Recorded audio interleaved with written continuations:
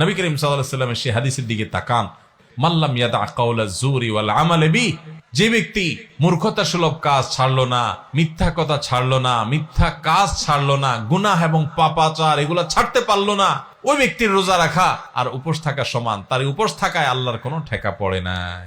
রোজা মানে শুধুমাত্র পেটের রোজা না, রোজা মানে দুই ঠোঁটের রোজা, রোজা মানে হাতের রোজা, রোজা মানে পায়ের রোজা, রোজা মানে চোখের রোজা, রোজা কানের হয়, রোজা আপনার মাথার হয়, ব্রেনের হয়, রোজা সমস্ত অঙ্গ প্রত্যঙ্গের হয়। যে ব্যক্তি শুধু পেটের রোজা রাখে সে উপোস থাকে, আর যে মাথা থেকে পাওয়া পর্যন্ত পুরো শরীরের রোজা রাখে, চোখেরও রোজা রাখে, চোখ দিয়ে খারাপ জিনিস দেখে না, হাতের রোজা রাখে, হাত দিয়ে খারাপ জিনিস ধরে না, মুখের রোজা রাখে, মুখ দিয়ে মিথ্যা কথা বলে না, হারাম উপার্জন করে না, পাও দিয়া খারাপ পথে যায় না, মনে খারাপ চিন্তা করে না, কান দিয়া গান বাজনা শোনে না, এই ব্যক্তি হলো আসল রোজাদার।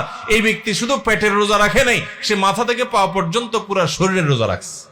অতএব এই বছরের রমজানে আল্লাহকে সাক্ষী রেখে আল্লাহর সাথে কথা দেয়, আল্লাহ এত বছর রোজা রাখছি, তোমার রোজার মর্ম বুঝি নাই, এই বছর আমি রোজার মর্মটা একটু বুঝে রোজাটা সঠিকভাবে রাখবো।